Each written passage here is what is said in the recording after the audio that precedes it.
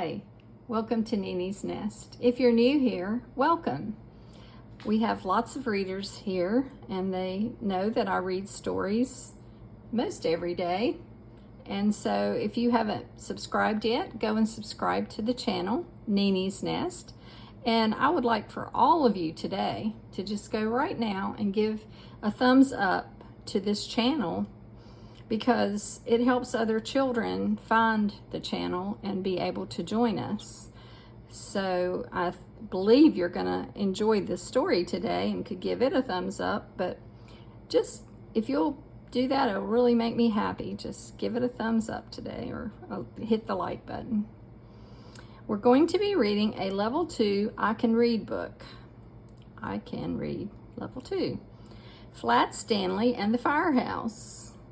And this looks very interesting. I was introduced to Flat Stanley when I was teaching 3rd grade. That was a long time ago. So I was excited to find this story at the new library. It's created by Jeff Brown, written by Lori Haskins Horan, pictures by Mackie Pamantuan. I may have said that correctly. And here are the first 2 pages. I just love this picture. I've heard of a bicycle for 2, but this one has 1, 2, 3, 4 people.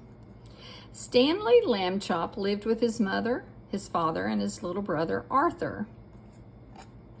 Stanley was 4 feet tall, about 1 foot wide, and 1/2 inch thick. He had been flat ever since a bulletin board fell on him. You can see it by his ear and the way he looks so thin. He is flat. Stanley's family found it handy having a flat boy at home, and Stanley didn't mind helping out. Stanley held tools for his father, while Mr. Lambchop repaired the car. Stanley helped Arthur practice his backflips. Stanley gave Mrs. Lambchop a perfect place to roll out pie crust, except when he felt ticklish. Stanley made a good stencil, too. Hold still, said Arthur. Stanley held his breath as Arthur traced him carefully. Children all over the city were entering a poster contest for Fire Safety Month. I hope we win the trip to the firehouse, said Arthur. Me too, said Stanley. I have always wanted to slide down the pole. The next Monday, a letter arrived. Hey, guess what? Shouted Arthur. Hay is for horses, Mrs. Lambchop said. Try to remember that, dear. She's trying to teach him not to say hey, maybe to say hi. Guess what? Hay is for horses, she said. Sorry, said Arthur. Guess what? Our poster won the contest. We're going to the firehouse on Saturday. Mrs. Lambchop clapped. I knew you boys had my talent for art, she said proudly. Stanley and Arthur practiced fire drills all week long. Arthur crawled around the house on his hands and knees. Stanley did the stop, drop, and roll, mostly roll. At last, Saturday came. The Lambchops drove to the firehouse. Welcome, bellowed Chief Abbott. A puppy bounced at his feet. Arf, arf, arf, arf. Don't mind Spark, said the chief. He's still in training. Chief Abbott led the Lambchops through the firehouse kitchen. We firefighters cook up some tasty meals, he said. Mr. Lambchop got out his camera. He took a picture of a pot of chili. Everyone went on into the bunk room. Very nice, said Mrs. Lambchop. Can I see the truck, said Arthur. Of course, said Chief Abbott. He led everyone down to the garage. Stanley was disappointed. He had wanted to get there by the pole. Boots and pants lay on the floor. Oh my, said Mrs. Lambchop. I could tidy up if you'd like. Chief Abbott laughed. We leave these out so we can jump into them in an emergency, he said. Neat, said Stanley. Chief Abbott pointed to the ladder truck. Climb on up if you like. Wow, said Arthur. The boys scrambled onto the truck. Spark was right behind them. Suddenly, the alarm bell rang. Chief Code 9 on Oak Street, called a firefighter. The chief turned to the lamb chops. How would you folks like to come along on a rescue? A rescue? Will it be safe? Asked Mr. Lamb Chop. You bet, said Chief Abbott. Code 9 means a cat up a tree. Probably Furball again. Mr. Lamb Chop looked at his wife, and she gave a little nod. Yes, yelled Stanley and Arthur. Stanley, turn on the siren. Arthur, hit the lights, shouted Chief Abbott. My goodness, is that necessary? Asked Mrs. Lamb Chop. No, said Chief Abbott, it's just more fun that way. The truck raced out of the station. Soon it pulled up to a tall tree. A tiny cat shivered at the top.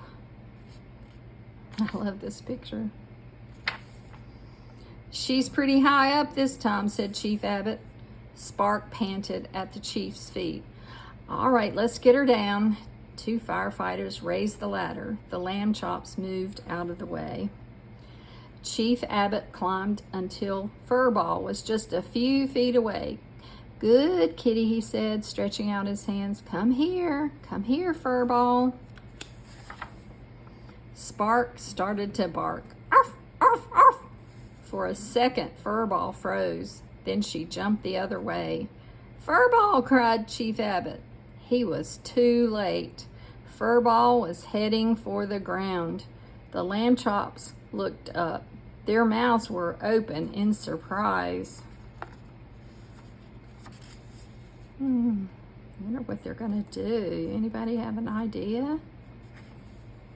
All at once, Stanley threw himself onto the grass.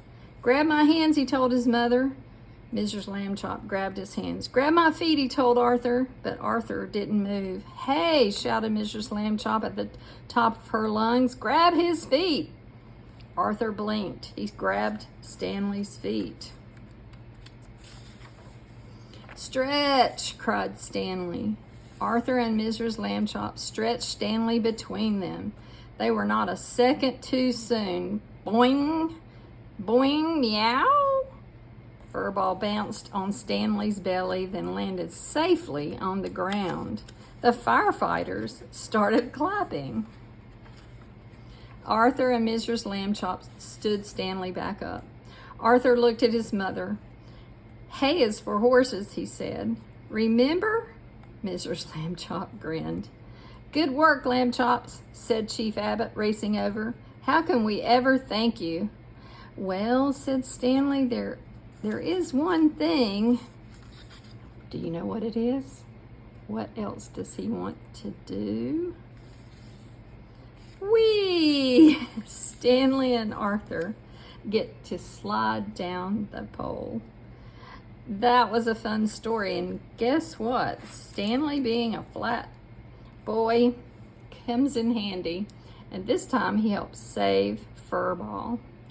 Come back again to join us for a story tomorrow, and please, again, go hit that like button. It'll get more children here. Have a great day.